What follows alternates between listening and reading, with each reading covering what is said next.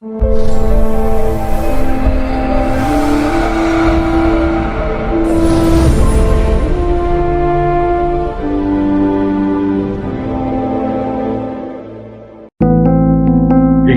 on the subscribe button, especially the bell on the right side. Otherwise, you will miss the latest videos. कि ये जैसे उपाय की ही किताब है, तो उस तरह से हमें ना लेके मतलब उसका जो नजरिया हमें चेंज करना है। देखिए, लाल किताब में जो उपाय बताए गए हैं वो बेसिक उपाय हैं।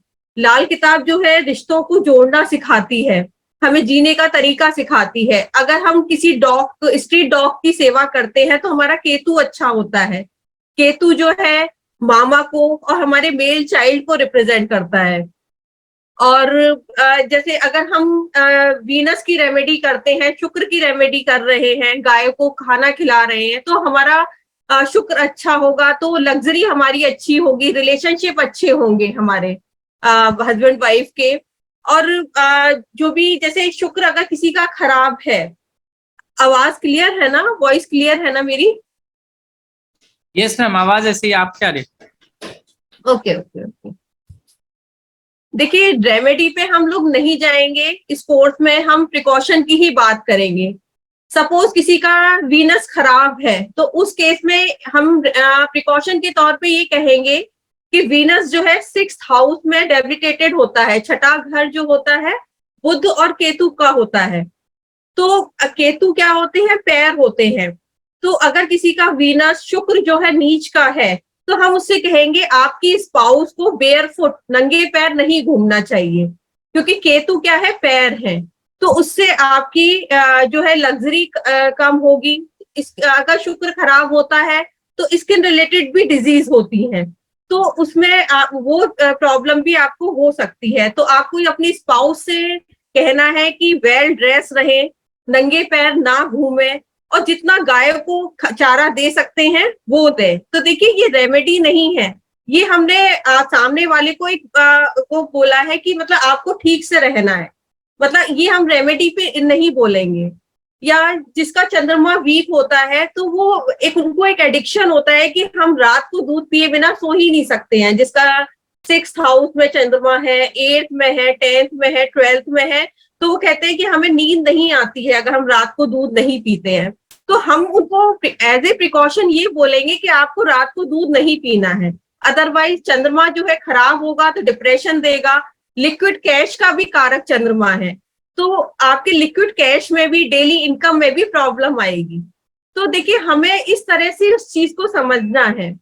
किसी का सन जो है 10th हाउस में है, तो 10th हाउस में अगर हम वैदिक के उससे कहें तो दिग्बली बोला जाता है, लेकिन 10th हाउस जो होता है शनि का होता है।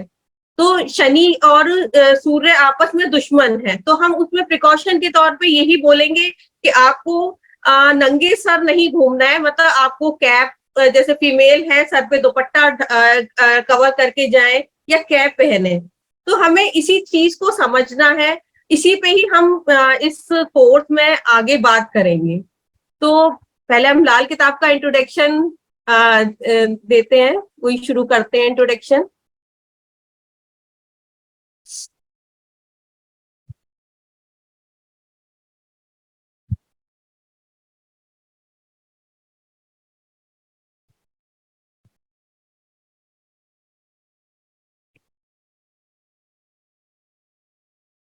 स्क्रीन शेयर हो रही है ना?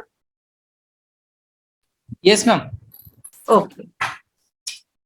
अब ये लाल किताब में एक बहुत अच्छा वो है कि मनुष्य बंधा स्वयं लेख से अपने, लेख विधाता कलम से हो, कलम चले खुद कर्म पे अपने, झगड़ा अकलना किस्मत हो। तो देखिए, मनुष्य जो है अपने पूर्व जन्मों के कर्मों से बंधा हुआ है। सब चीजें प्री डिसाइडेड है क्या होना है। जैसे इसमें लिखा हुआ है ना, लेख विधाता कलम से हो, लिखा विधाता ने अपनी कलम से लिखकर भेजा है कि आपको क्या क्या होना है, सब चीजें। लेकिन आजकल हम सभी विधाता बन चुके हैं। मतलब ये नहीं बोलेंगे कि हम भगवान बन चुके हैं। देखिए, जैसे चाइल्ड कंसीव करते हैं तो उसके 9 महीने बाद की आप कुंडली बना लीजिए, वही जो गोचर होगा वही बच्चे की कुंडली होगी। तो आजकल प्री प्लान्ड वे में डिलीवरी कराई जाती है, बच्चा होता है। तो आजकल हर एक को एक विधाता बन गया है कि मतलब वैसे ये गलत है, ऐसा नहीं करना चाहिए। तो लेकिन जो कुछ भी है भगवान ने लिख के भेजा हुआ है और सब चीजें प्री डिसाइडेड है, उसमें हम चेंज नहीं कर सकते हैं। तो जैसे किसी का बीमार होना, ये भी प्री डिसाइडेड है, मतलब वो कौन से डॉक्टर से वो ठीक होगा, ये भी प्री डिसाइडेड है। जैसे हम बीमार होते हैं तो पहले किसी डॉक्टर के पास जाते हैं, उसकी हमारी दवा नहीं लगती, फिर हम दूसरे पे जाते हैं, उसकी दवा नहीं लगती, अब तीसरे पे गए, उसने एक डोज दी और उसके आप ठीक हो गए। तो ये भी प्री डिसाइडेड है। नाम तो उस डॉक्टर का हुआ, जिस आप थर्ड डॉक्टर के पास गए हैं, नाम तो उसका हो गया, लेकिन ऐसा नहीं था कि जो पहले हम 2 डॉक्टर्स को दिखाया है वो एजुकेटेड नहीं थे, उन्हें कुछ आता नहीं था, लेकिन आपको उस डॉक्टर की ही दवा लगनी है। तो एवरीथिंग इज प्री डिसाइडेड, उसमें हम चेंजेस नहीं कर सकते हैं। लेकिन लाल किताब जैसे सब लोग सोचते हैं ये उपाय की किताब है, तो जैसे आगे वाली लाइन है, कलम चले खुद कर्म पर अपने। तो मतलब अगर हम अच्छे कर्म करेंगे तो उन चीजों को, जो चीज खराबी दिख रही है, उनको हम काफी हद तक ठीक कर सकते हैं। जैसे किसी की कुंडली में योग दिख रहा है, एक्सीडेंट का है कि वो फ्रैक्चर होगा उसके, लेकिन हम अच्छे कर्मों से या पहले से ही हम कुछ ऐसी प्रिकॉशंस लें कि वो एक्सीडेंट ऐसा हो कि जैसे खरोंच में ही मतलब हो जाए, जरा सा हमें प्रॉब्लम हो, ज्यादा कोई मेजर इशू ना हो। तो हम उसके जो प्रिकॉशन से, थोड़े से उपाय से, अच्छे कर्मों से उसको काफी हद तक चीजों को ठीक कर सकते हैं। और झगड़ा अकल ना किस्मत हो, तो अकल क्या होती है? बुद्ध है। जो बुद्ध है, लाल किताब में सर्वशक्तिमान बोला गया है।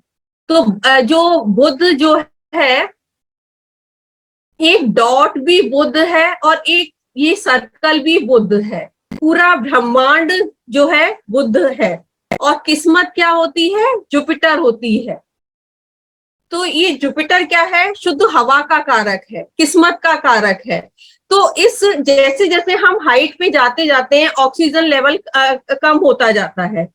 तो देखिए बुद्ध, और बुद्ध क्या है? पूरा ब्रह्मांड जो मैंने बताया वो बुद्ध है। तो जैसे जैसे हम हाइट पे जाएंगे, ऑक्सीजन का फ्लो कम होता जाता है। तो बुद्ध ने जो है जुपिटर को भी कैद कर रखा है।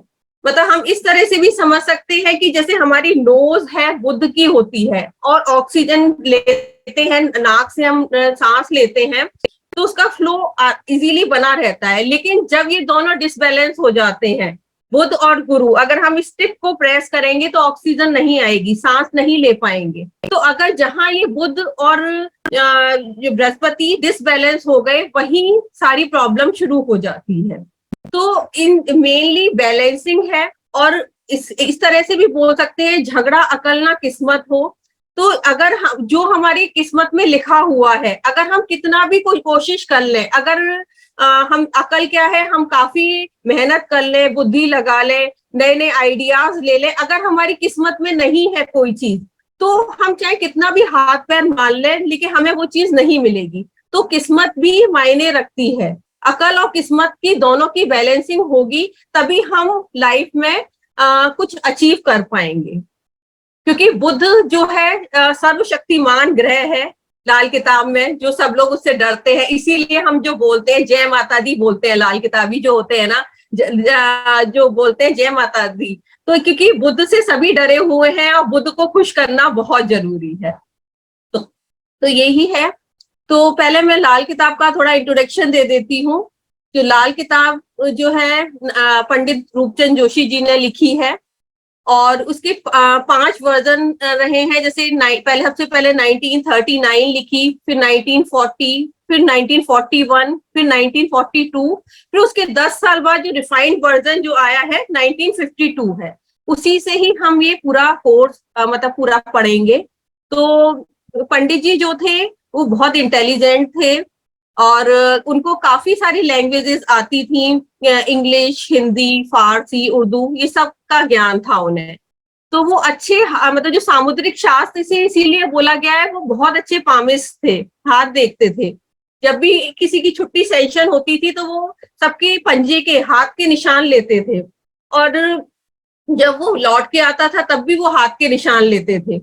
तो और फिर बाद में मैच करते थे कि ये किस लिए गया था, कहीं झूठ बोल के तो नहीं गया था, बहन की शादी कराने गया था या अपनी शादी करने गया था या घर में कोई प्रॉब्लम थी उसको दूर करने गया था, तो वो बाद में मैच करते थे।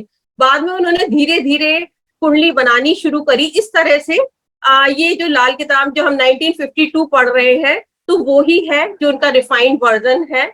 और लाल किताब की प्रेडिक्शन इतनी ठीक अच्छी है ना, क्योंकि देखिए मैंने भी केपी एस्ट्रोलॉजी, नाड़ी, वैदिक सब कर रखा है, लेकिन जितनी एक्यूरेसी मुझे लाल किताब में मिलती है ना, पॉइंट टू पॉइंट प्रेडिक्शन आपको मिलती है कि सामने वाला हमारे पास आता है, वो बोलना ही शुरू करता है तो हम इजीली मतलब प्रिडिक्ट कर देते हैं कि मतलब उसकी कुंडली भी नहीं बनाई हमने उसकी बस एज पूछी, हम इजीली उसकी काफी परेशानी सॉल्व कर देते हैं। कुंडली तो हम बाद में बनाते हैं तो समझ में आ जाता है इसका ये प्लेनेट खराब हो रहा है, इसकी ये दशा चल रही है। तो लाल किताब में इतनी एक्यूरेसी है और इससे बिल्कुल डरने की जरूरत नहीं है। ऐसा नहीं है कि मतलब जैसे लोगों ने जो डरा रखा है, जो मिथ पैदा कर रखी है, तो वो चीज नहीं है।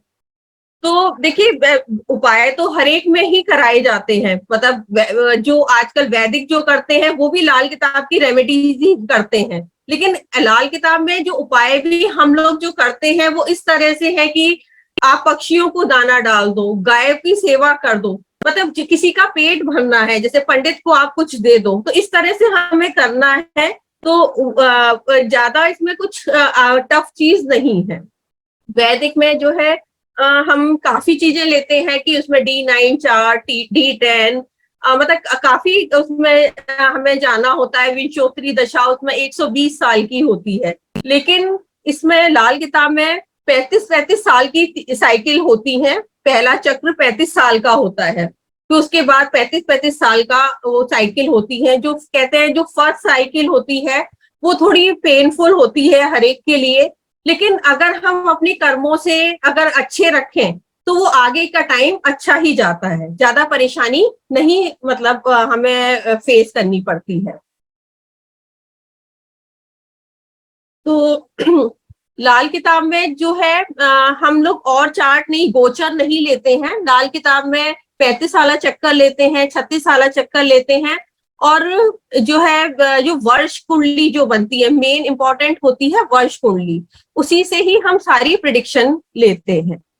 तो लाल किताब में जो है काल पुरुष की ही कुंडली बनती है, उसमें और कोई वो नहीं, जैसे किसी की राशि, कोई किसी के जो है 7 नंबर से शुरू हुआ है या किसी का 9 नंबर से शुरू हुआ है लग्न, तो वो नहीं लेंगे।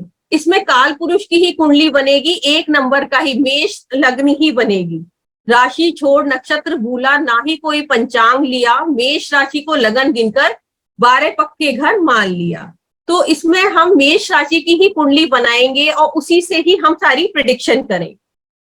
तो लाल किताब के लिए मेरे पास ज्यादातर इस तरह की क्वेरीज आती हैं, बहुत टफ है, और इसमें ग्रह फल, राशि फल, ये सब चीजें हम डिटेल में सब पढ़ेंगे।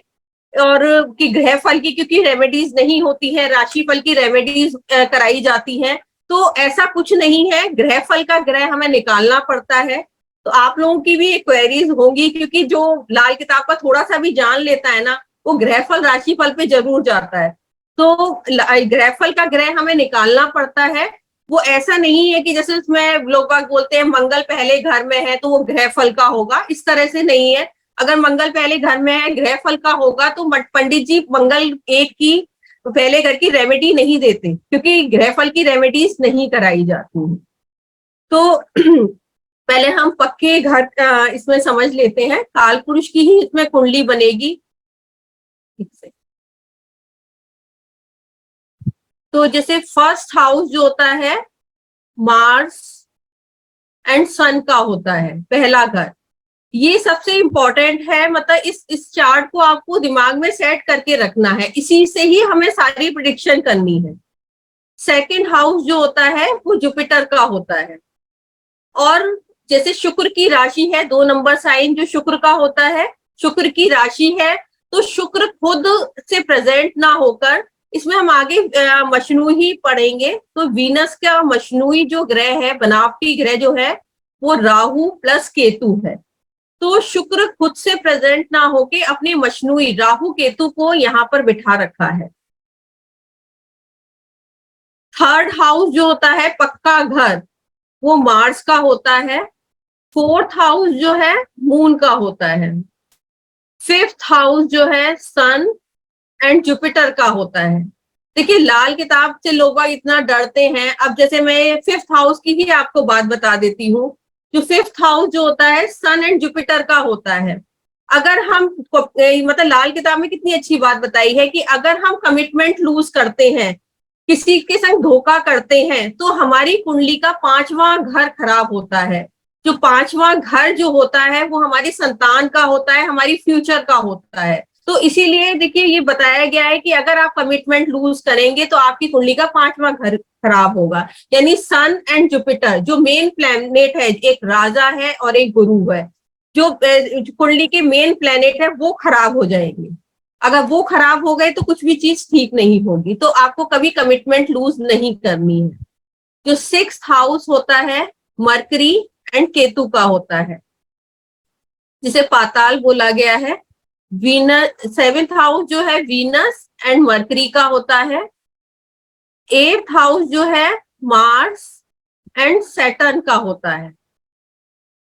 अब जो एट्थ हाउस, पहले हाउस में हम जन्म लिया हमने, और 8वां घर जो होता है इसमें पंच तत्वों में हम विलीन हो जाते हैं। तो ये मंगल बद का है। 8वां घर जो है मंगल बद का है। 9th हाउस जो होता है वो जुपिटर का पक्का घर होता है। और 10th हाउस जो है मार्स का पक्का घर होता है।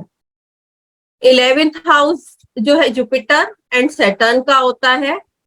और 12th house Jupiter and Rahu का होता है। देखिए जुपिटर कितना इंपॉर्टेंट है। इसमें 5 घर जुपिटर ने लिए हुए हैं। 5 घर जुपिटर को दिए गए हैं। Second house, fifth house, 9th house, 11th house and 12th house, ये 5 घर जुपिटर के हैं। जो दूसरा घर जो है धन का है, 5वां संतान का है, 9वां जो है हमारे भाग्य का है, हमारे बुजुर्गों का है, 11वां जो है लाभ का है, और 12वां जो है मोक्ष का है और लग्जरी का भी है। तो जुपिटर ने 5 घर ले रखे हैं। तो ये इतने आपको चीज को अच्छे से समझना है कि अगर सन एंड मार्स के कहीं भी बैठे हो लेकिन उसका पक्का घर जो है फर्स्ट हाउस ही है। तो हमें इस चार्ट को अच्छे से दिमाग में बिठा के रखना है।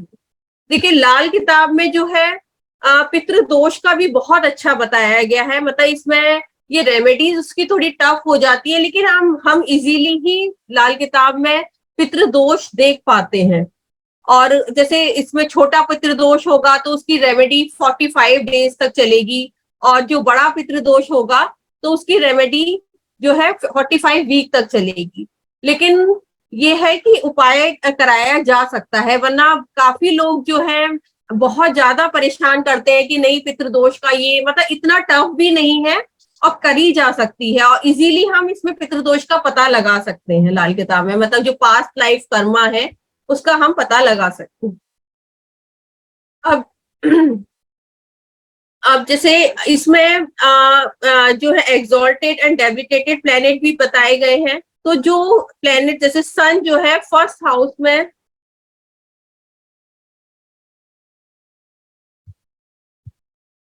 सन फर्स्ट हाउस में एग्जॉल्टेड होगा और उसकी 7वें घर में वो डेबिलिटेटेड हो जाएगा।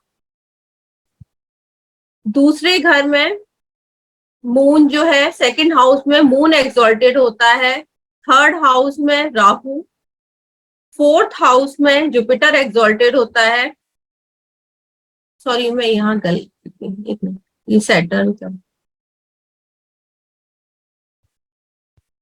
और फिफ्थ हाउस में कोई भी प्लेनेट ऊंच नीच का नहीं होता है। सिक्स्थ हाउस में जो है मरकरी एंड राहु एग्जॉल्टेड होता है। सेवेंथ हाउस में सैटर्न। एट्थ हाउस में कोई भी प्लेनेट एग्जॉल्टेड नहीं होता। 9th में केतु, एंड 10th हाउस में मार्स एक्सॉल्टेड होता है। 11th हाउस में भी कोई भी प्लेनेट एक्सॉल्टेड एंड डेबिटेटेड नहीं होता, और 12th हाउस में वीनस एंड केतु ये एक्सॉल्टेड होते हैं। मतलब आपको ये 3 चार्ट अच्छे से दिमाग में रखने हैं। अब जो डेबिटेटेड का भी देख लेते हैं, जैसे सन जिसमें फर्स्ट हाउस में एक्सॉल्टेड था, तो यहाँ सैटर्न एक्सॉल्टेड हो जाएगा और यहाँ सन डेबिटेटेड हो जाएगा। अब सेकंड हाउस में कोई भी प्लेनेट डेबिटेटेड नहीं होता है। थर्ड हाउस में केतु एंड फोर्थ हाउस में जो है मार्स डेबिटेटेड होगा। फिफ्थ हाउस में कोई प्लेनेट नहीं। सिक्स्थ में वीनस एंड केतु। अब यहाँ पर मून डेबिटेटेड हो जाएगा। 9th में राहु, 10th में जुपिटर, यहाँ कोई नहीं, यहाँ mercury and Rahu.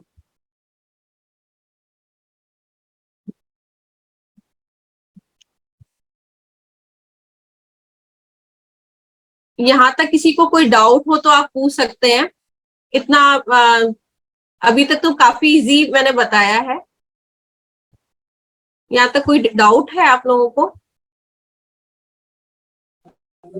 No ma'am, thank you.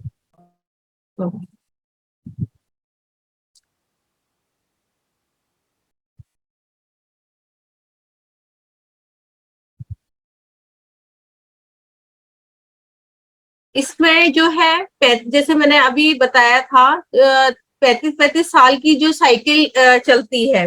जैसे वैदिक में तो 120 साल का विंशोत्तरी दशा होती है, कि जैसे 16 साल की जुपिटर की, राहु की 18 साल की। लेकिन इसमें थोड़ा सा डिफरेंट है।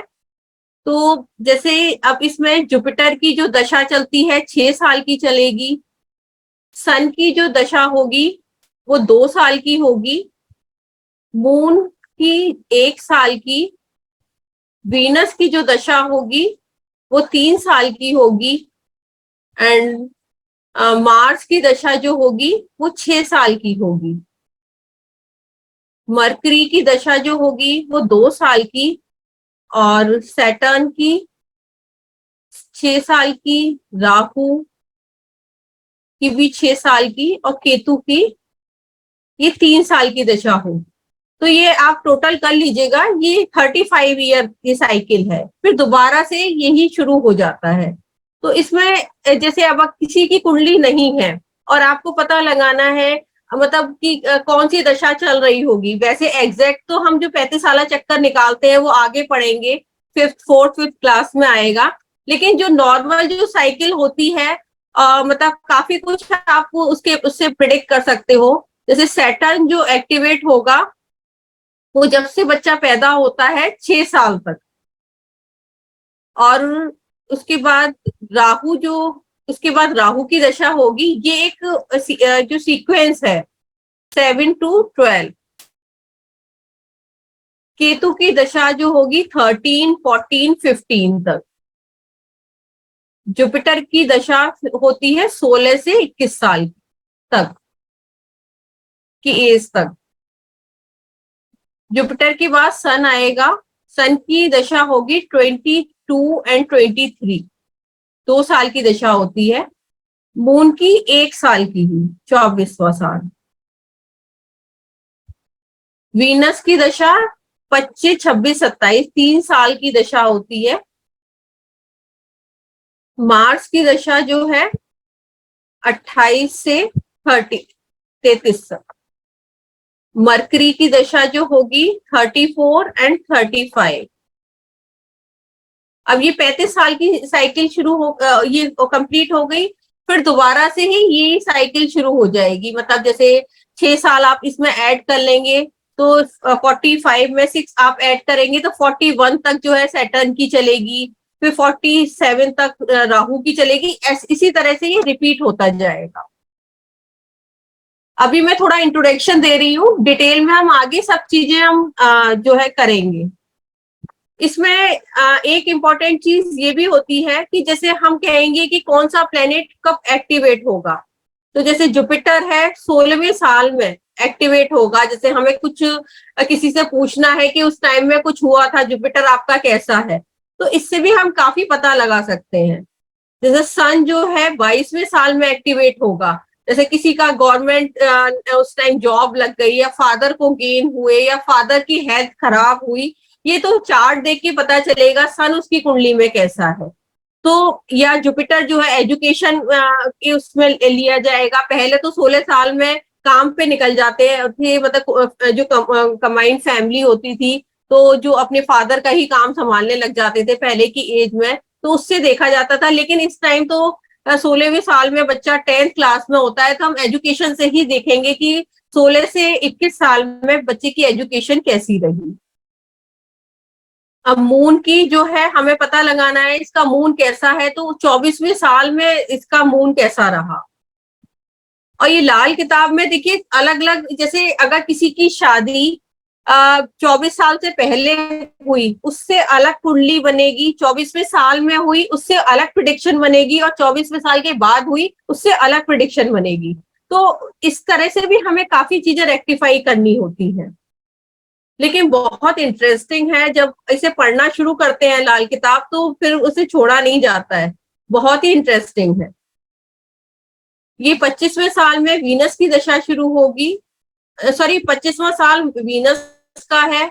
28वां साल, जैसे कोई हमें इवेंट चेक करना है कि आपके भाई को 28वें साल में क्या हुआ था, आपकी शादी हुई थी, आपके भाई को कुछ प्रॉब्लम आई थी, या आपको कुछ हेल्थ इश्यूज हुए थे, तो ये हम 28th ईयर में हम पता लगा सकते हैं।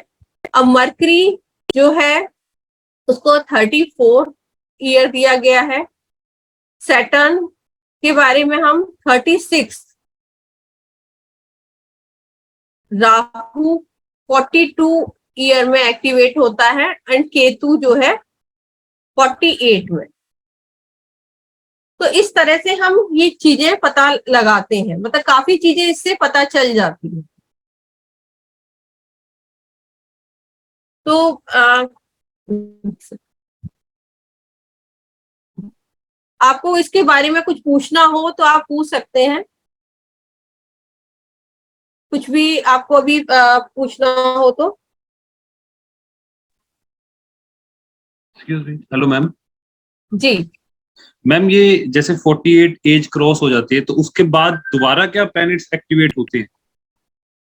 देखिए, इसमें फिर आगे हम पढ़ेंगे। जैसे हमें केतु का पता लगाना है, वैसे खुद ही आप पता लगा सकते हैं केतु, जैसे कि हम सारी वो चीजें पढ़ेंगे कि केतु क्या है, केतु हमारा कैसा है। तो 48 में वो मेन इवेंट देगा, फिर हम उससे हाफ भी कर सकते हैं, 1/4 भी कर सकते हैं, 48 में 1/4 ऐड भी कर सकते हैं, जैसे तो इस तरह से हम उसको वो करेंगे, पता लगाएंगे चीजों को ना, उसको ब्रेक करके ऐड करके, काफी मतलब वो आगे का प्रोसेस है, हम सब इसमें पता करेंगे।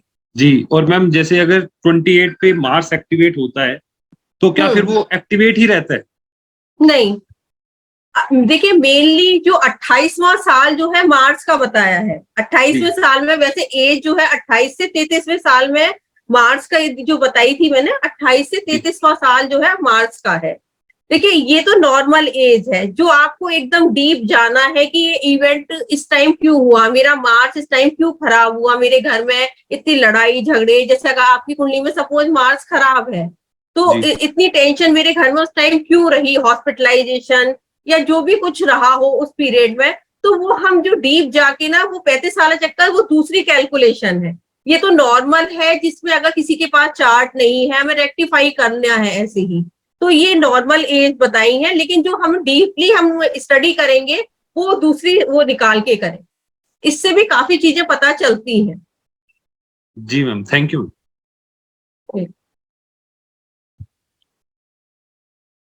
अब जैसे इसमें जैसे कई तरह के चार्ट बताए गए हैं कि टाइप्स ऑफ चार्ट है, कि ब्लाइंड चार्ट है, या जो है धर्मी कुंडली है, या रतौंधी कुंडली है, मतलब कई तरह की इसमें कुंडलियां बताई गई हैं। तो उसका भी हम डिटेल में करेंगे कि किस तरह से हमें कुंडली देखनी है।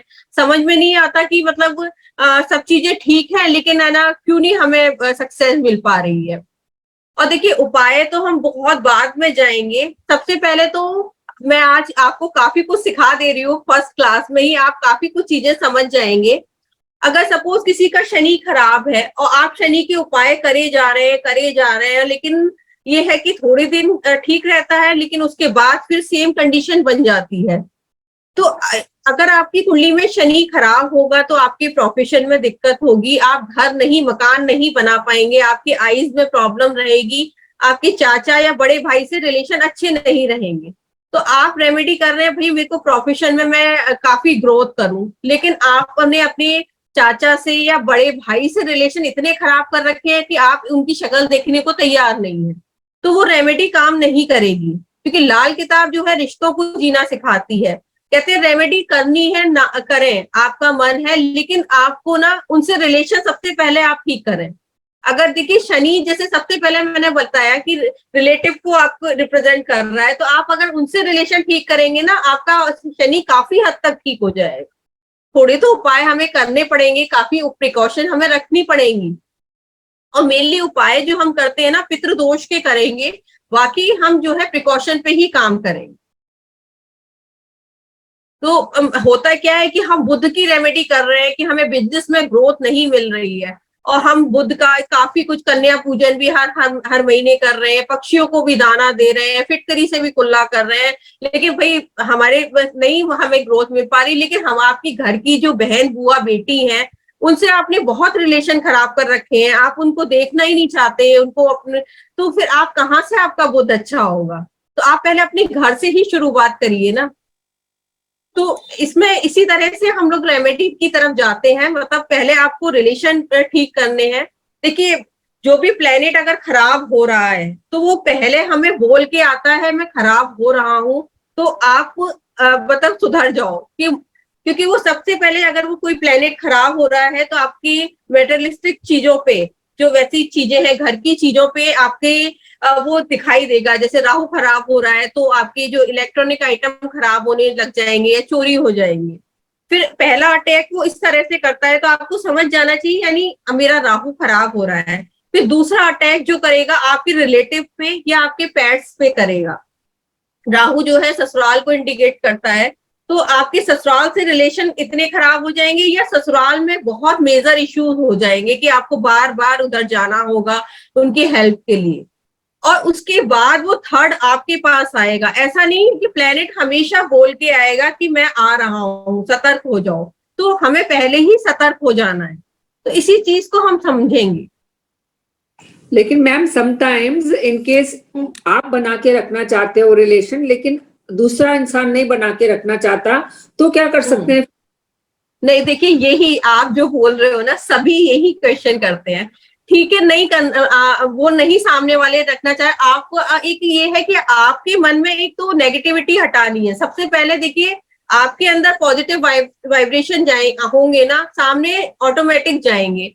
आप वंस इन अ वीक या 10 दिन में एक बार फोन कर लीजिए, मतलब मिले, हेलो हाय कर लीजिए, मतलब देखिए अपने आप ही वो चेंज होना शुरू हो जाएंगे। ऐसा नहीं है, कोई भी पत्थर दिल ऐसा नहीं है। जो पत्थर भगवान पत्थर है वो हमें सारी ब्लेसिंग देते हैं, सब चीजें करते हैं, वो तो इंसान है ना। नहीं ऐसा होता नहीं मैम, बहुत बार आप अपने मैक्सिमम एफर्ट करते रहते हो, बट नहीं आपको इतना देखिए, आपको इतना करना है कि बस आपको एक फोन कॉल करनी है, विश करना है। हाँ, वो फोन ही नहीं उठाए तो आप क्या कर सकते हो? मतलब देखिए वो कोशिश करनी है, आपको जाके मिलना है, किसी तरह से बात करने की। देखिए आपको अपना प्लेनेट आप रेमेडी कर रहे हैं कि मेरा प्रोफेशन अच्छा हो जाए, जॉब में सक्सेस नहीं मिल रही है, लेकिन आपने अगर शनि खराब कर रखा है तो फिर कहाँ से आपको मिलेगी ना। लेकिन क्या होता है कि नॉर्मली जब हम प्रेयर करते हैं, जब हम पूजा करते हैं, तो हम मतलब सब चीजों को प्रेयर में डालते हैं कि भाई सबका मंगल हो, सबका अच्छा हो। तो उसी तरह से आप अपने रिलेशंस को भी डालते हैं कि भाई इनका भी अच्छा हो, ये भी। आपके मन में उनके प्रति कोई बुरी भावना नहीं है, है ना, तो आप उनके अच्छी कामना करते हैं, लेकिन वो मटेरियलाइज नहीं होती। लेकिन यू कंटिन्यू, बिकॉज रिलेशन ऐसे होते हैं कि भाई you do not want to ever wish bad for them, है ना। नहीं देखिए आपको अपने मन से नेगेटिविटी जो देखिए वही वाइब्रेशन सामने वाले पे जाते हैं जो हमारे अंदर होते हैं। तो हम्म। आपको सबसे पहले तो अपने अंदर की जो है ना नेगेटिविटी दूर करनी है उनके लिए। वो जो भी सोच रहे हैं वो उनके कर्माज है। हाँ, देखिए वो उनके कर्माज हैं, उनको भी प्रॉब्लम लाइफ में फेस करनी पड़ेगी, लेकिन आपको अपना मन साफ रखना है। नहीं वो तो आपकी बात हम समझ गए, लेकिन हम्म। अगर दूसरे पार्टी आपसे नहीं कोई रिश्ता रखना चाहते तो आप सिर्फ अपना करते रहें और फिर वो करना चाहें तो करें, नहीं करना वो कर, हाँ नहीं, आपको अपनी तरफ से पूरा करना है। अगर वो नहीं करना चाह रहे वो उनके वो है, तो उनके आपको वो। अपना ठीक रखना है। क्योंकि देखिए हाँ। मैंने ये बताया ना, क्योंकि आपके पास परेशानी एकदम नहीं आ रही है, क्योंकि वो बोल के आ रही है हमेशा की, मतलब कि मैं आ रही हूँ, मैं आ रहा हूँ। तो आपको मतलब वो सतर्क पहले ही हो जाना है ना, नहीं क्या तो वो होता है प्रॉब्लम आएगी नहीं। हाँ पर people use you for relations also, जैसे जब अपना कुछ काम फंस जाता है तो then they become it and then they get their work extracted, and you being a neutral person who doesn't want to bring the old bad vibes inside, you help, but ऐसे काम हो जाता है फिर से वो पलटी हो जाते हैं। नहीं देखिए इसमें लाल किताब में ही लिखा है, कर भला भला कर भला होगा भला, आखिर भले का भला। अब हाँ, वो तो- भला का आप उल्टा कर देंगे ना, वो लाभ है। भला को आप उल्टा करेंगे तो लाभ है। आप हाँ। किसी के संग भला करके देखिए, वो अपने आप, अगर उधर से आपको पॉजिटिव नहीं मिल रहा ना, तो सामने किसी और से मिलेगा। नहीं वो तो हम क्योंकि आपके आपका अंडरस्टैंड, वो किसी, लेकिन हाँ आप चाहते हो कि दूसरा बंदा भी करे ताकि उसका अच्छा नहीं हो रहा तो उसका अच्छा भी हो, क्योंकि नहीं कुछ होगा। आप करके नहीं, आप अपने मन की वाइब्रेशन को आप ठीक रखिए, होगा। तो बस Okay. यही आपको ध्यान रखना है, तो अपने आप ही चीजें ठीक होती चली जाएंगी।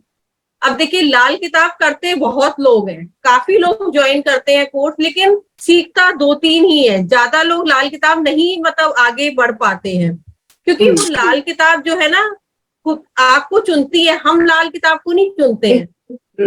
मतलब लाल किताब आपको चुनेगी। तो मेनली ये है कि अगर आप जो भी लाल किताब करना चाह रहे हैं तो आप जो है बुक घर में जरूर रख लें, 1952 जो पंडित रूपचंद जोशी जी की है। तो एक अलग ही वाइब्रेशन आपके घर में रहेगी, पॉजिटिव वाइब, और वो कुछ सीखने का, हम लोग जो पीडीएफ से पढ़ लेते हैं वो वाइब्रेशन नहीं आती है, इसकी एनर्जी अलग है लाल किताब की। तो मतलब अगर जो भी करना चाह रहे हैं तो पहले, सबसे पहले ये सप्तऋषि एस्ट्रोलॉजी में यहाँ पे अवेलेबल होगी बुक, तो वहां से आप करके ले लीजिए। और देखिए ऐसे बार बार पढ़ना पड़ता है, लाल किताब धीरे धीरे अपने छोड़ती है। मतलब आप ये सोचे कि लाल किताब एकदम पढ़ के, जैसे सीक्वेंस में चीजें होती हैं, एक बार में पढ़ के आ जाए, इस तरह से नहीं आएगी। किसी वो से तो वो तो हाँ। आप से ही धीरे धीरे अगेन एंड अगेन आप करते हो, तभी, नहीं तो वैसे भी भूल जाते हैं हम लोग। हाँ भूल जाते हैं, ये रूल बेस्ड है, रूल्स इसमें काफी सारे हैं, लेकिन सारे काम करते हैं। मतलब ज्यादा आपको नहीं, जैसे वैदिक में ना हमें काफी डीपली जाना पड़ता है। मतलब आप एक जन्म की, कहते हैं ना वैदिक एक जन्म की तो नहीं है, एक जन्म में नहीं सीख पाते हैं, काफी कुछ उसमें है। लेकिन लाल किताब में आप अगर मेहनत कर रहे हैं ना और उसके रूल्स को फॉलो कर रहे हैं तो आप डेफिनेटली बहुत अच्छा लाल किताब कर सकते हो, कोई प्रॉब्लम नहीं आएगी। Okay, thank you. बट वैदिक इज वेरी इंटरेस्टिंग एक्चुअली। बहुत इंटरेस्टिंग है, आप जब पढ़ना शुरू करेंगे, एक एडिक्शन है लाल किताब जो है। हो जाता और देखिए कोई भी उपाय से मत डरिए, उपाय मैं भी किसी को नहीं देती हूँ क्लाइंट को। हम लोग भी जो करते हैं डेली में, जो छोटे छोटे मतलब उपाय, जो आप पक्षियों को दाना डाल रहे हो या गरीब को खाना दे रहे हो, वो कर रहे हो, डे टू डे करते हैं। हाँ कुछ प्रिकॉशंस इसमें बताई हैं। जैसे काफी लोग उसके अगेंस्ट जाते हैं कि इसमें मंदिर नहीं जाना चाहिए, इसमें ऐसा नहीं, तो वो कुछ इसमें रूल्स हैं, तो अगर आप ये सब करेंगे तो प्रॉब्लम आएगी। और वो देखते भी हैं हम कि अच्छा। मतलब आती है कि जगह का किसी का एक सेकंड, हाँ, किसी के अगर 10th and 12th and 8th house में एनिमी प्लेनेट है, अगर वो पर्सन जो है मंदिर जाता रहेगा तो उसको मतलब काफी प्रॉब्लम आएगी, क्योंकि दूसरा घर जो होता है वो मंदिर होता है। 8वां घर अच्छा नहीं बताया गया है और 12वां भी इतना अच्छा नहीं है। अगर आपस में एनिमी है तो अगर वो मंदिर जाएगा वो पर्सन, तो अपनी उसकी खराबी वहां जाएगी। और दूसरा घर फाइनेंस का भी होता है, तो फाइनेंस रिलेटेड दिक्कतें भी आएंगी इस पर्सन को ना। हेलो पूजा मैम जी हाँ जी। मैं एक्चुअली ना अभी निकल रहा हूँ, एक्चुअली मैं ऑफिस में था तो मैं निकल रहा हूँ, तो हाँ। मैं आपको होस्ट बना रहा हूँ, तो आप क्लास जब एंड हो जाएगी तो एंड मीटिंग कर देना आप। ओके, ठीक है, रिकॉर्डिंग होती रहेगी, रिकॉर्डिंग मैंने क्लाउड पे लगा दिया तो ऑटोमेटिक होती रहेगी। ठीक है, ठीक है। ओके। तो देखिए इसमें जो हम लोग काल पुरुष कुंडली, और बहुत इंटरेस्टिंग है, जैसे इसमें धोखे का ग्रह हम निकालते हैं, तो उसमें क्या है, साल भर का जो भी धोखे का ग्रह होगा तो उसको हम निकालेंगे, और वो जैसे सपोज किसी का केतु निकला और वो काम करता है, कुछ साल केतु रिलेटेड चीजें होंगी, वो धोखा अच्छा होगा या खराब होगा वो आगे हम पढ़ेंगे। या बुध का भेद है, बुध मतलब वो सब निकालेंगे, तो काफी इंटरेस्टिंग है लाल किताब। तो आप लोग कोर्स ज्वाइन करिए, मेरा कहना है, मानना है, तो मतलब काफी इंटरेस्टिंग है। इसमें कुछ और थोड़ा सा और कर लेते हैं। मैडम ये जो मंदिर जाने की मनाही होती है उसमें second house, 12th house, 8th house में एनिमी ग्रह मीन्स अगर किसी का जुपिटर और वीनस हो तो एनिमी ग्रह होंगे। Second half Venus 8th house वाले को तो मंदिर में ढोक लगा के आनी चाहिए, तभी वीनस 8वां घर का जो नेगेटिव इफेक्ट है वो खराब होगा। देखिए वो उसमें काफी सारे रूल्स हैं, मतलब हमें 8th एंड 12th को भी कनेक्ट करना होगा, फिर 11th हाउस को भी हमें देखना होता है, तो उसमें कई सारे रूल्स हैं। लेकिन मेनली अगर 8वां और 12वें में एनिमी प्लेनेट है, सपोज मंगल 8वें घर में है, केतु 12वें घर में है, अगर वो पर्सन जाएगा मंदिर तो उसको जैसे बार बार फ्रैक्चर होने, मंदिर जाएगा, जाते ही उसके वहीं जाके कुछ ना कुछ ऐसे इंसिडेंट्स होंगे जो उसको काफी प्रॉब्लम क्रिएट करें। ओके। Thank you madam. अब जैसे जैसे इसमें काफी कुछ रूल्स मतलब थोड़े से डिफरेंट हैं इसके रूल।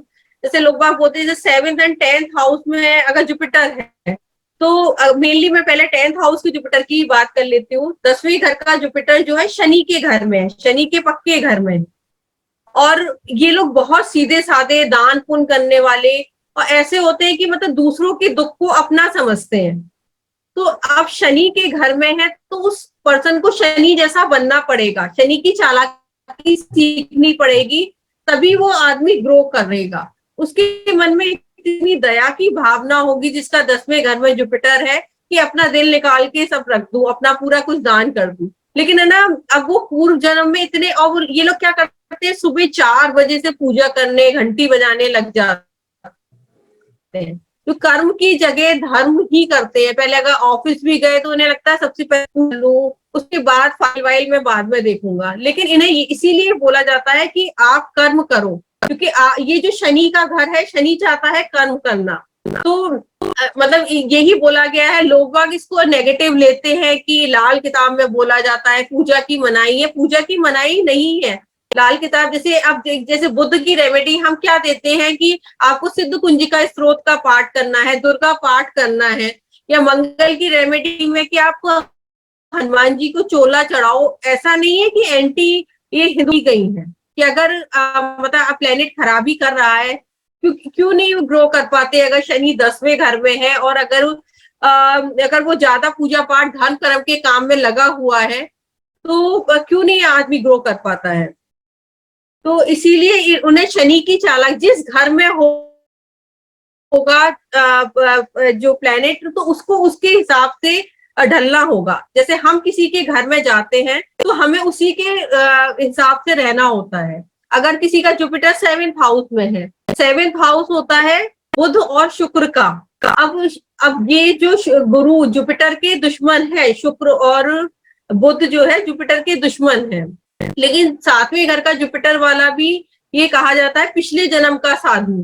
तो ये लोग भी बहुत पूजा पाठ करते हैं, पंडितों के पीछे जाना, मतलब साधुओं के पीछे जाना, सुबह से पूजा पाठ करना, और मतलब अपने गृहस्थ जीवन को बिल्कुल नेग्लेक्ट करते हैं। मेल चाइल्ड होने में भी इन लोगों को दिक्कत होती है।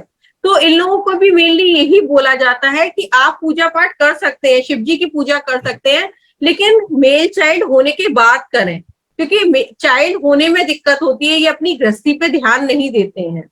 You're right, actually. तो इसमें इस तरह से हम लोग प्रिकॉशन देते हैं। लेकिन जब मैं अब पोस्ट भी डालती हूँ या कुछ वीडियो डालती हूँ तो उसमें काफी इस तरह की मैं, जैसे हम लोग मना कर रहे हैं आपको पूजा पाठ नहीं करनी, देखिए पूजा पाठ करने की कोई मनाही नहीं है, बस ये है कि बड़ी मूर्तियां नहीं रखनी, क्योंकि देखिए आप खुद समझ सकते हैं बड़ी मूर्तियों की सेवा पूजा बहुत ज्यादा होती है। घर में ये कहते हैं ना, छोटी मूर्ति छोटा मंदिर ही रखना चाहिए, तो बड़ी मूर्ति इसीलिए रखने की मनाही करी गई है। तो ये लोग ओवर कंसर्न होते हैं पूजा पाठ की तरफ, रिचुअल्स बढ़ जाते हैं। तो इस तरह से प्रिकॉशंस, हाँ प्रिकॉशंस मतलब मेनली इसमें बताई गई है कि आपको करना क्या है। जैसे मंगल का है तो मंगल के का भी यही है कि मंगल भी 2 हिस्सों में डिवाइड किया गया है, मंगल नेक और मंगल बद। जो मंगल नेक है वो केतु जैसा है और मंगल बद है वो राहु जैसा है, राहु की एनर्जी है उसमें। जो मंगल नेक है वो लोगों की सेवा करने वाला, भला काम करने वाला है। मंगल बद है उसके अंदर बहुत गुस्सा भरा हुआ है, बिल्कुल एंटी है, पर लेने की भावना है। तो इस तरह से मतलब वो उसका मंगल है कैसा, मतलब इस तरह से हम सब चीजें अच्छे से एक एक प्लेनेट को रीड करेंगे तभी हम उस प्रेडिक्शन पे जा सकते हैं। तो इसी पे ही हम लोग काम करेंगे। या इसमें मशनूई ग्रह, जो बनावटी ग्रह जो बताए गए हैं वो भी बहुत इंटरेस्टिंग है कि 2 ग्रह बैठे हैं तो उसको हम कैसे क्लब करेंगे या उसको कैसे तोड़ के उसको यूज करेंगे। तो बनावटी ग्रह मतलब इस तरह से बताए गए हैं। या कुर्बानी के बकरे, जैसे सपोज शुक्र की दशा चल रही है और शुक्र मतलब शुक्र क्या है, लग्जरी का भी कारक है, लेकिन आपको इतनी दिक्कत नहीं आ रही। जब से शुक्र की दशा शुरू हुई है आपकी मदर को बहुत ज्यादा प्रॉब्लम है।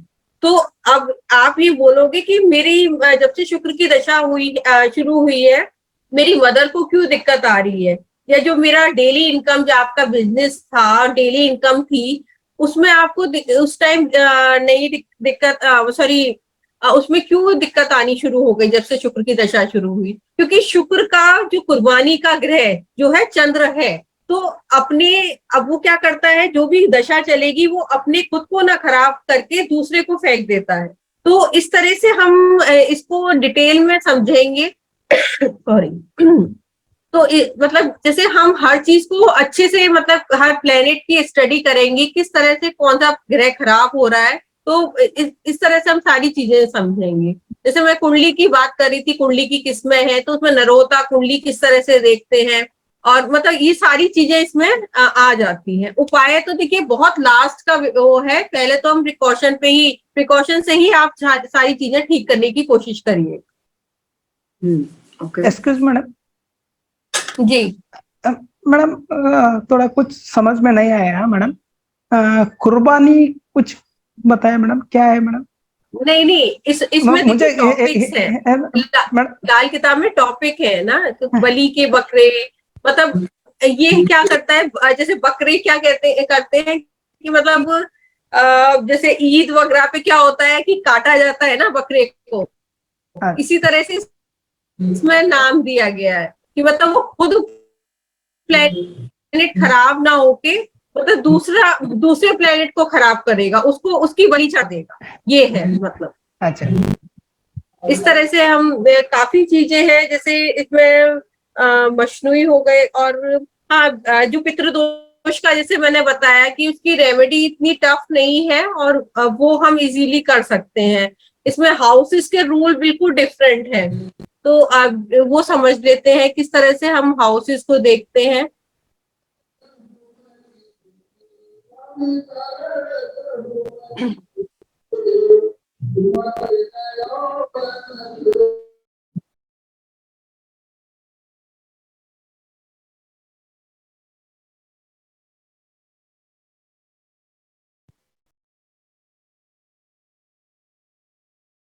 जैसे फर्स्ट हाउस जो है इसमें दृष्टियां अलग ही बताई गई हैं लाल किताब में, वो वाली दृष्टि नहीं है वैदिक वाली। जैसे कोई भी प्लेनेट अगर फर्स्ट हाउस में बैठा हुआ है तो वो 7th हाउस के प्लेनेट को तब देखेगा जब इसमें कोई प्लेनेट होगा, अदरवाइज ये एक फर्स्ट जो सोया हुआ माना जाएगा, सोए हुए ग्रह, पता ये सारी चीजें इसमें लाल किताब में बताई गई है।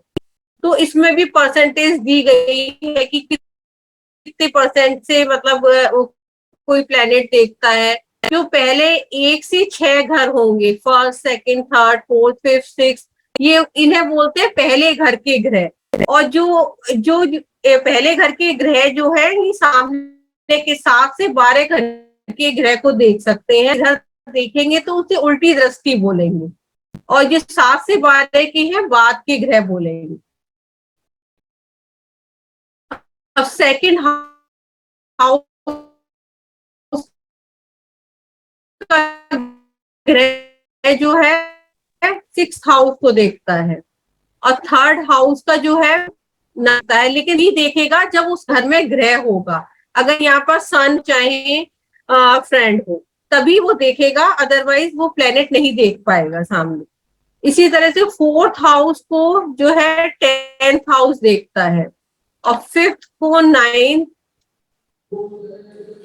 एंड 6th जो है 12th को। अब ये बात के घर के ग्रह हैं, इनकी कोई दृष्टि नहीं है, लेकिन ये उल्टा है। ये देखिए, ये जो है मौत का घर बोलते हैं, जाने का ला, और ये उल्टा, ये दूसरा घर को बुजुर्ग का बोलते हैं। जुपिटर है, जुपिटर क्या है? बुजुर्ग है। तो दूसरा घर जो 8वां घर जो है दूसरे घर को देखता है। इस तरह से हम इसमें दृष्टियां भी पढ़ेंगे, ये चीजें हम डिटेल में पढ़ेंगे।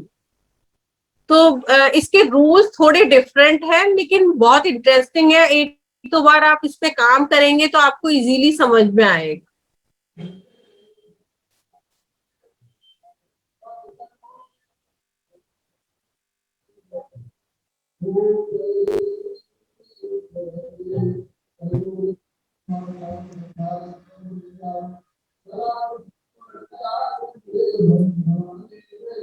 किसी का और कुछ क्वेश्चन है? मैम आपकी आवाज कट रही है। कुछ मैम और? दृष्टियां थोड़ा क्लियर कर दीजिए। जैसे फर्स्ट हर ग्रह दूसरे अपने से 7वें को देख रहा है, तो है वो छठे भाव को देख रहा है, तो देखने दृष्टि बता दीजिए मैम। हाँ,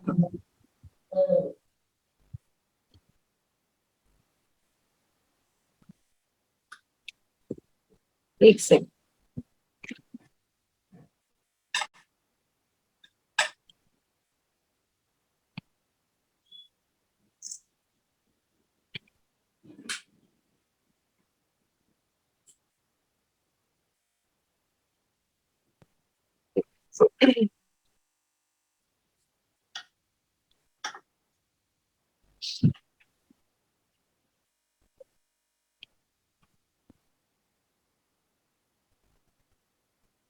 ये शेयरिंग स्टॉप हो चुकी है से।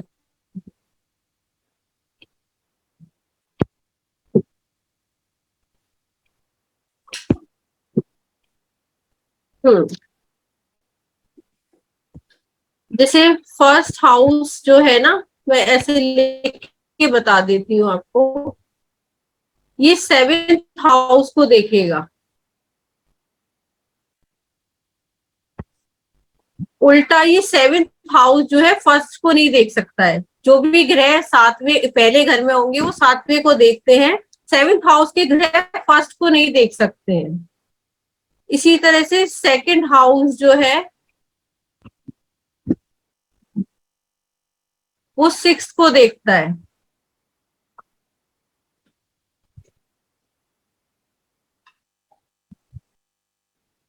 थर्ड हाउस जो है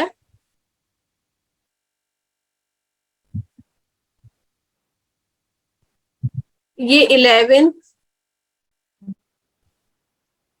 एंड 9th को देखेगा।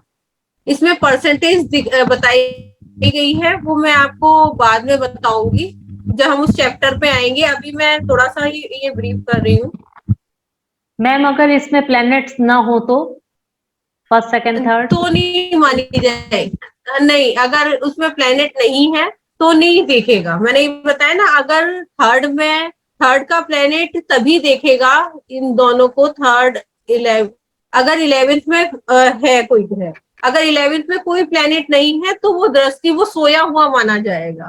तो उसको कैसे जगाना है, कैसे क्या करना है, ये भी हम डिटेल में बात करेंगे। ये एक लंबा चैप्टर है, तो उसके बारे में भी हम बात करेंगे।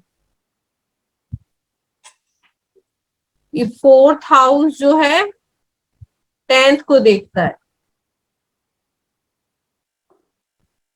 5th हाउस की दृष्टि जो है 9th पे जाती है, 6th 12th पर। अब जैसे कुछ जैसे 8th हाउस का प्लेनेट उल्टी दृष्टि से जो है उसको देखेगा 2nd हाउस पर। कुछ इसमें उल्टी दृष्टियां बताई गई हैं। तो जैसे अगर बुध, अगर कोई 9th हाउस में यहाँ पर मरकरी बैठा हो और 12th में बैठा हो मरकरी, तो ये उल्टी दृष्टि है, क्योंकि मैंने ये बताया ना 1 और 7 से 12 के बाद के घर के ग्रह हैं, तो ये उल्टी दृष्टि इसीलिए बोलते हैं। अगर बुध उल्टी दृष्टि से तीसरे घर को देखता है, अगर 9th में बैठेगा उसमें उल्टी दृष्टि से जो है उसके रिवर्स हाउस को देखेगा। अगर 9th हाउस में है तो ये रिवर्स जो है 3rd को देखता है, और 12th में है मरकरी तो रिवर्स जो है 6th को देखता है। और ये जो है जो बहुत डेंजरस होती है, ये जो मरकरी की एक्सपेक्ट है ना बहुत डेंजरस है। जब इसकी दशा आएगी तो जो भी प्लेनेट बैठा होगा उसको काफी परेशानी क्रिएट करेगा, चाहे वो भले ही उसका फ्रेंड क्यों ना हो।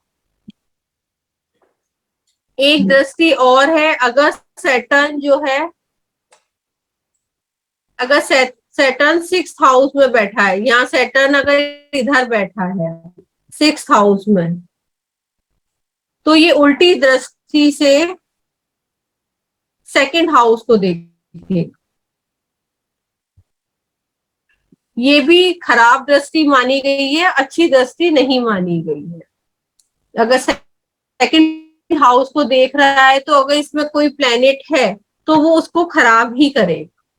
तो इस तरह से हम काफी चीजें इसमें सीखेंगे, वो डिटेल में सीखेंगे बुक से। थोड़ा उसमें जो उसमें फरमान वगैरह लिखे हुए हैं उसको पढ़ के अच्छे से डिटेल में ही हम ये चीजें करेंगे। तो अब बात जैसे हम प्रिकॉशन की ही कर लेते हैं कि जैसे वर्ष फल में अगर सपोज शनि 6th हाउस में आया हुआ है या शनि की ही दशा चल रही है, शनि 6th हाउस में बैठा हुआ है, तो 6th हाउस का जैसे मैंने बताया दृष्टि का, तो उल्टी दृष्टि से 2nd हाउस के ग्रह को देखेगा। तो हमें प्रिकॉशन क्या रखनी है, मतलब उसको हमें शनि को एक्टिवेट नहीं करना है। उस टाइम में हमें एक्टिवेट अगर हमने शनि को कर लिया तो वो जो भी ग्रह 2nd हाउस में बैठा होगा उसको काफी खराबी देगा। तो शनि एक्टिवेट होगा कि 8 जो 6th हाउस जो है बुध और केतु का पक्का घर है। अगर हम लेदर आइटम खरीदते हैं, लेदर शूज पहनते हैं, तो वो 6ठे घर का शनि एक्टिवेट हो जाएगा और जो है जो 2nd हाउस के ग्रह को हिट करेगा। तो हमें प्रिकॉशन के तौर पे यही बोलना है कि आपको लेदर आइटम यूज नहीं करना है। अगर आपने लेदर आइटम यूज किया तो आपको प्रॉब्लम आएगी। या जो मून है अगर सपोज 6th हाउस में है और अगर उसने 6th हाउस के मून को किसी ने एक्टिवेट कर लिया, एक्टिवेट कैसे होगा कि जैसे गर्मियों में क्या होता है कि दूध या पानी का हम दान करते हैं, वो लगाते हैं ना छबरी टाइप से। अगर आपने 6th हाउस में अगर वर्षफल में आया हुआ है या आपकी D1 चार्ट में बैठा हुआ है, अगर आपने दूध पानी का दान कर दिया और मेनली जब वो दशा चल रही है तो उस टाइम में आपको काफी आपकी जो मून जो है मदर को इंडिकेट करता है, जो लिक्विड कैश को करता है, तो वो उन सब से रिलेटेड आपको परेशानी प्रॉब्लम झेलनी पड़े। तो इस तरह से हम काफी चीजें करने वाले हैं इसमें ना।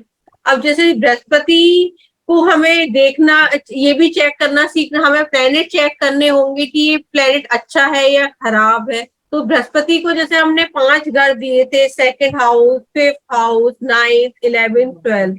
तो अब हम उस ये 5 घर में बृहस्पति तो एक ही घर में बैठेगा, लेकिन उसी के घर में अगर सपोज उसके एनिमी बैठ जाएंगे तो बृहस्पति खराब रिजल्ट देगा।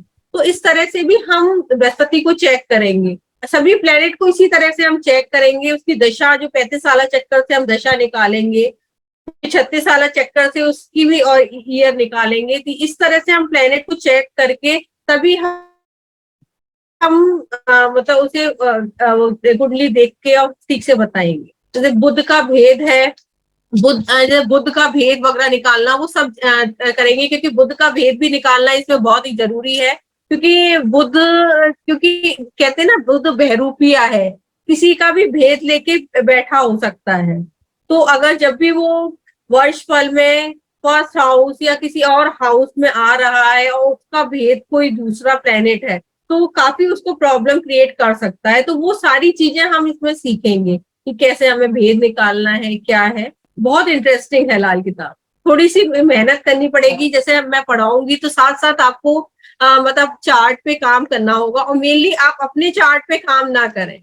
अगर हम अपने चार्ट पे काम करना शुरू करते हैं ना तो नहीं सीख पाते हैं, क्योंकि फिर हम अपने चार्ट को ही ठीक करने में लग जाते हैं। तो आप औरों के चार्ट पे ये चीजें लगा के देखिएगा और देखिएगा बहुत अच्छे रिजल्ट इसके मिलते हैं। किसी का क्वेश्चन? मैडम एक चीज पूछना था कि अगर जो बुध का भेद हम देखते हैं वो D1 में देखेंगे या वर्ष कुंडली में भी भेद अलग अलग हर साल अलग अलग बुध का भेद होगा? नहीं, D1 में ही देखते, D1 में ही देखते हैं।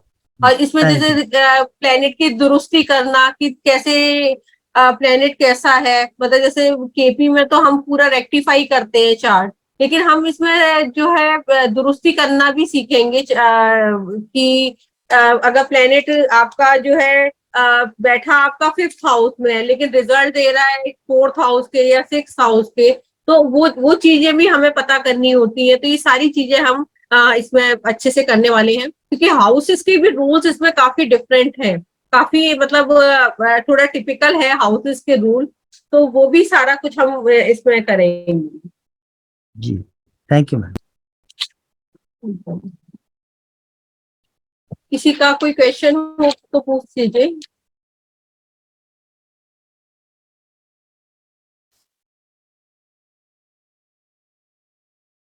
इसमें चंद्र कुंडली भी बनाई जाती है। चंद्र कुंडली वैदिक वाली नहीं इसमें होती, जैसे इसमें जैसे वैदिक में क्या होता है चंद्रमा को लगन में करके चंद्र कुंडली बन जाती है, लेकिन इसमें दूसरी तरह से कुंडली चंद्र कुंडली डिफरेंट है, जिसे हम मकान कुंडली भी बोलते हैं। तो वो भी मतलब इसमें डिफरेंट एक टॉपिक है।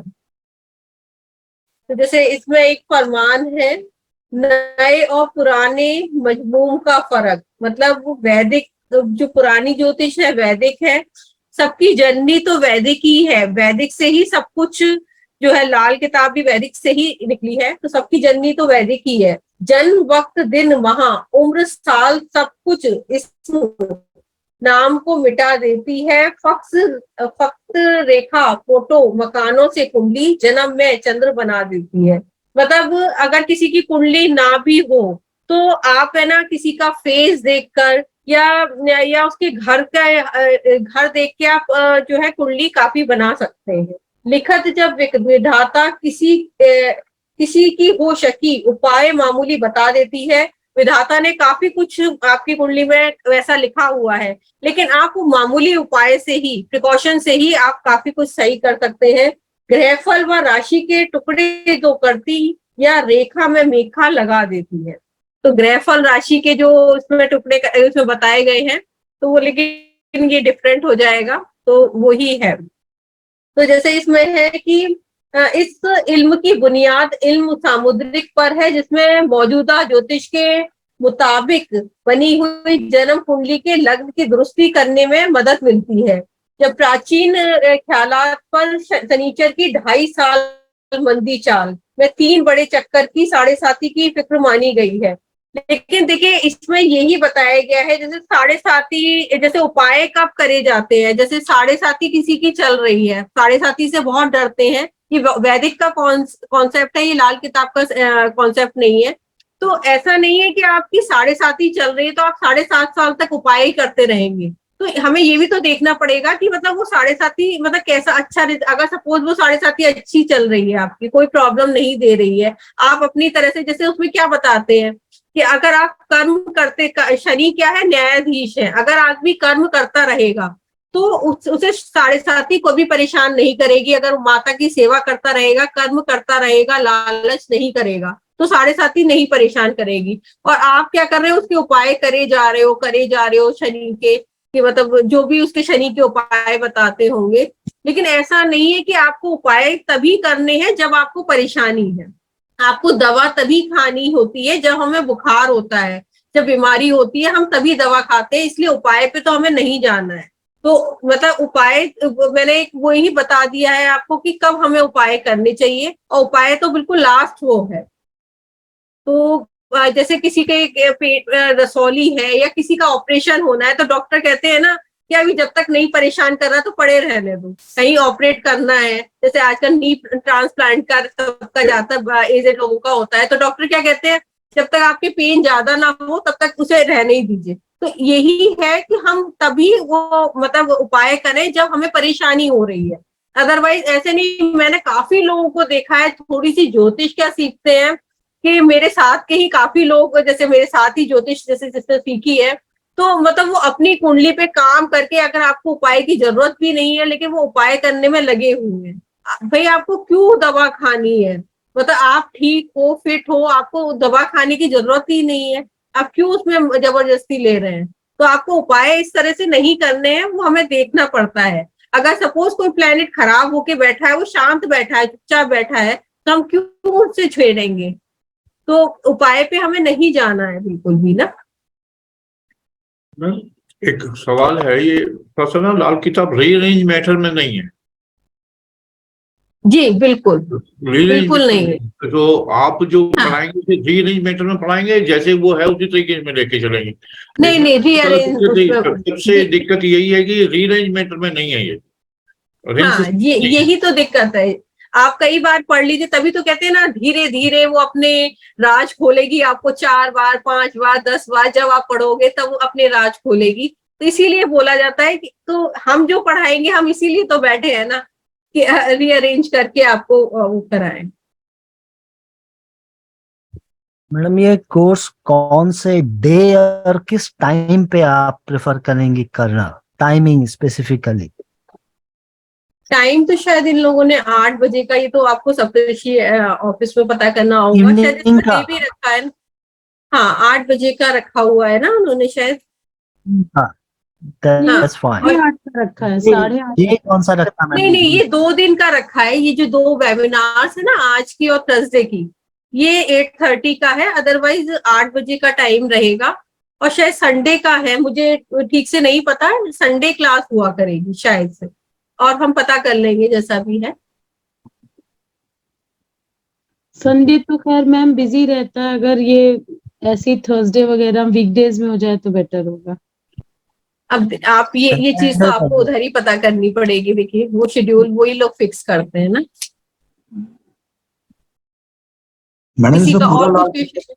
हाँ मैम इसमें पूरा मतलब कवर करेंगे लाल किताब, मतलब नहीं, ये इसमें बेसिक आएगा, लेकिन बेसिक ही आएगा। अभी ग्रामर का जितना है उतना मैं इसमें कवर करूंगी। वैसे 3 पार्ट में ये कोर्स होता है, लेकिन इतनी मैं गारंटी ले रही हूँ, अगर जो मैं करा रही हूँ आप मेरे साथ साथ चलेंगे तो आप है ना कुंडली देखना सीख जाएंगे। मतलब वो देखिए एडवांस में थोड़ा ये होता है कि मतलब हम डीप जाते हैं, हर प्लेनेट को डीपली हम देखते हैं, उसके बारे में स्टडी करते हैं।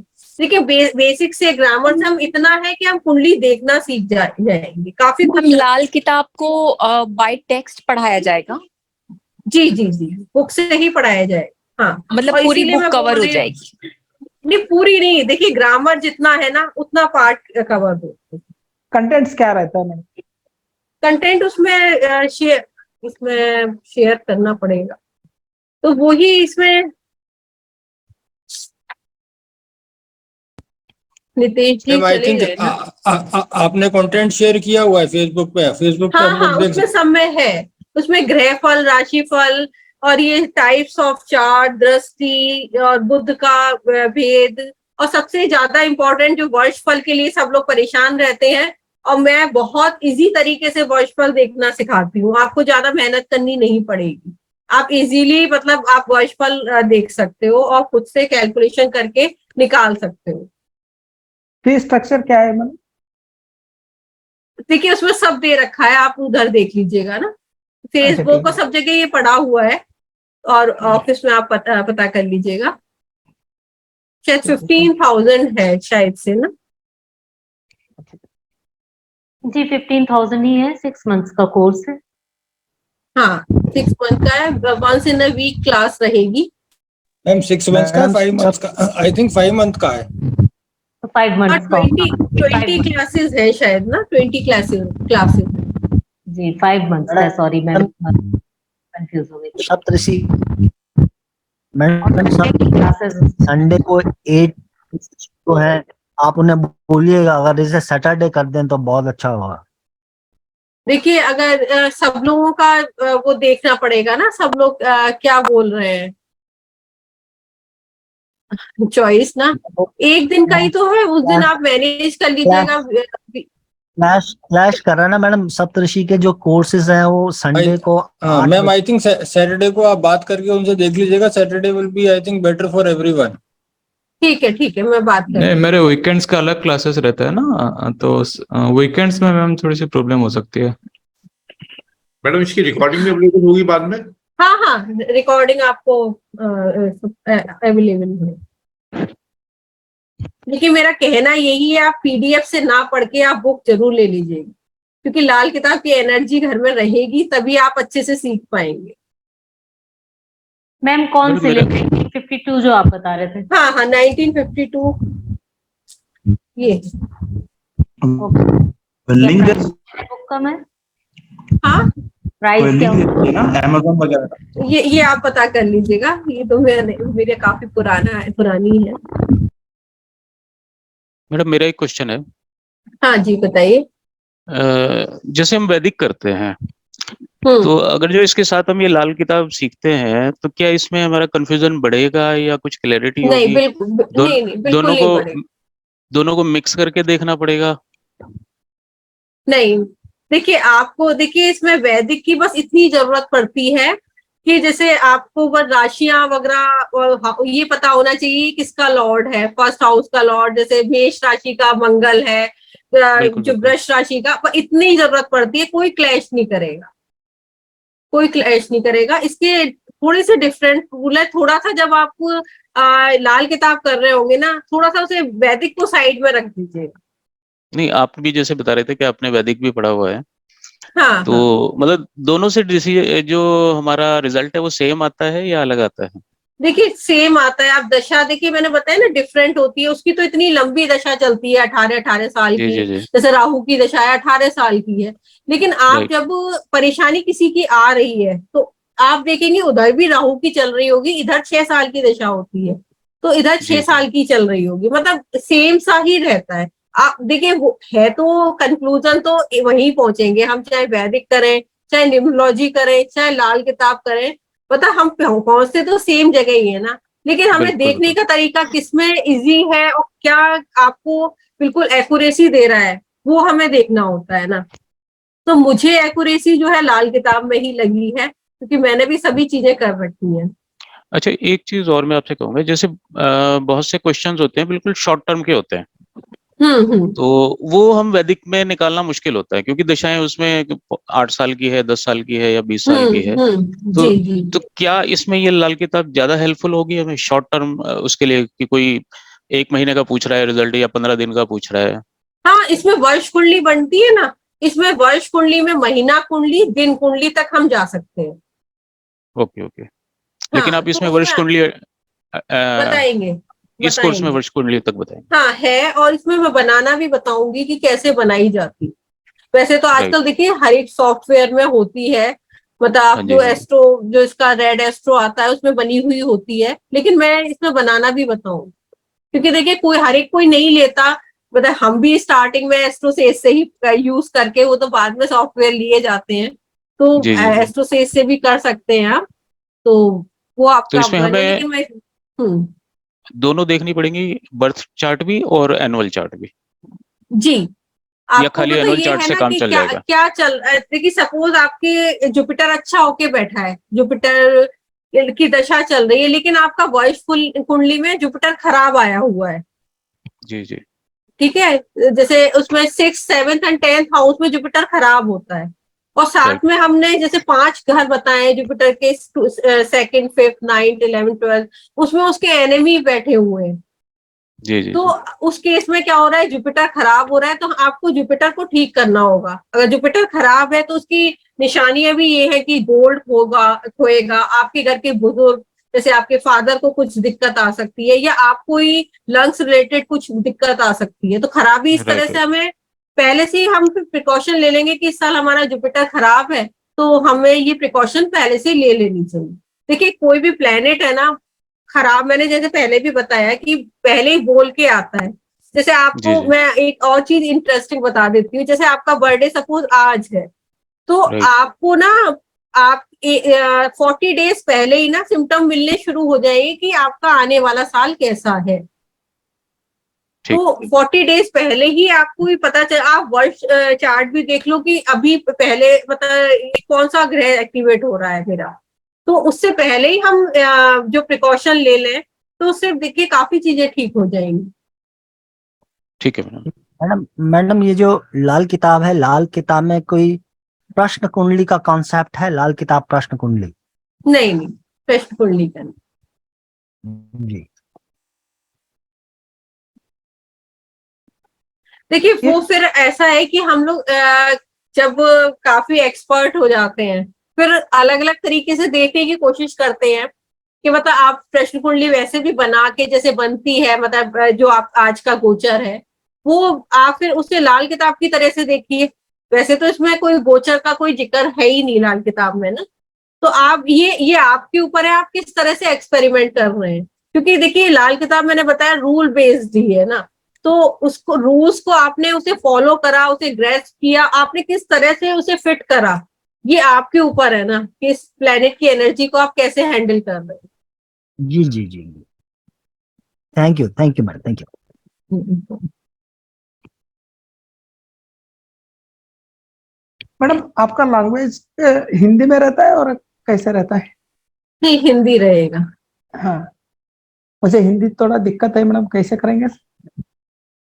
हिंदी और इंग्लिश बहुत नहीं, अब बुक भी देखिए हिंदी में ही है, तो आपको हिंदी पे थोड़ा सा पढ़ नहीं सकते मैडम। मैं कर्नाटक वाले हूँ, कन्नड़ में बस उतना ही है। नहीं, आप दोनों मिक्स कर सकते हैं मैडम, इंग्लिश एंड हिंदी बहुत? ठीक है, इतना कर सकते हैं, इतना हाँ कर सकते हैं, लेकिन फिर वो बुक का आप कैसे करके पढ़ोगे ना मैडम? बहुत मुश्किल है मैडम पढ़ने का। हिंदी आती नहीं पढ़ने हाँ ठीक है, नहीं फिर आप बात ऐसे करते हैं। रूल्स, हाँ रूल्स ही सीखिएगा ना। हाँ जी जी बताइए। नहीं मैडम, पढ़ नहीं सकते मैडम, बस आप बात करते रहते छोटा मोटा। There are some sites which are written in English. That book you can use that sites, in Google. We'll try, sir.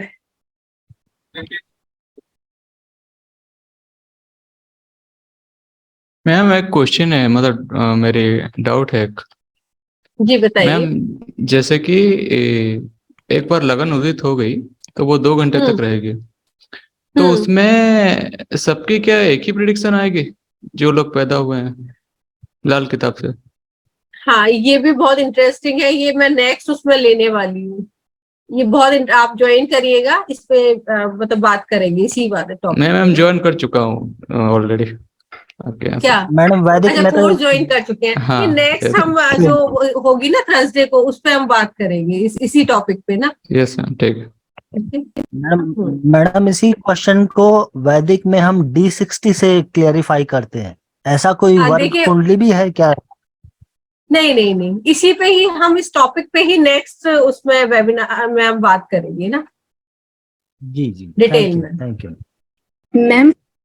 हाँ बताइए। मैम मेरे को एक बात ये पूछनी थी कि जैसे हमारा लगन, जो हमारा D1 चार्ट होता है, जो हमारा बर्थ चार्ट होता है, उसमें लगन जैसे मेष लगन हो गया, और वर्षफल में वो लगन चेंज हो जाता है मैम। तो हम वर्षफल में अपने उस लगन के अनुसार मतलब कि देखने लगे क्या मैम अपना वर्षफल? जैसे कभी भी जैसे कि राशि के लिए उपाय आते हैं, तो मैम किस तरीके से देखना चाहिए मैम? नहीं, जैसे आपका D1 में जैसे इसमें से काल पुरुष की ही कुंडली ली, जैसे सपोज आपकी वैसे जो है धनु लग्न की कुंडली है, लेकिन इसमें तो काल पुरुष की 1 नंबर साइन से ही आपका चार्ट बनेगा, जैसे लाल किताब में ना। Okay ma'am. तो अब वर्षफल में भी उसी तरह से देखिए, वर्षफल में क्या होता है कि जैसे आप हर उसमें ये होता है ना, सूर्य बुध और शुक्र आसपास ही होते हैं, एक घर आगे या एक घर पीछे या 2 घर का डिफरेंस हो गया। लेकिन वर्ष कुंडली में क्या होता है कि सूर्य सपोज पहले घर में है, बुध 8वें में है और 10वें घर में शुक्र है। वो कैसे भी हो सकता है, क्योंकि इसमें वर्ष कुंडली भी बनानी बताई गई है, उसके बारे में हम बाद में बात करेंगे। तो वो कोई, और राहु केतु जो है हमेशा आमने सामने होते हैं, लेकिन उसमें वर्ष कुंडली में जो है ये भी हो सकता है वो एक ही घर में आ जाए, या फर्स्ट हाउस में राहु हो, सेकंड में केतु हो। तो उसमें हाउसेस का ये होता है, मतलब थोड़ा सा अलग है, लेकिन जैसे वो मैं बताऊंगी आपको, देखना ना कैसे देखना है। Thank you ma'am, thank you.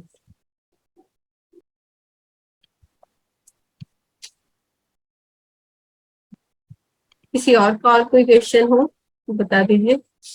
अभी हैंड रेस किसी का बार बार हो रहा है, फिर डाउन कर लेते हैं।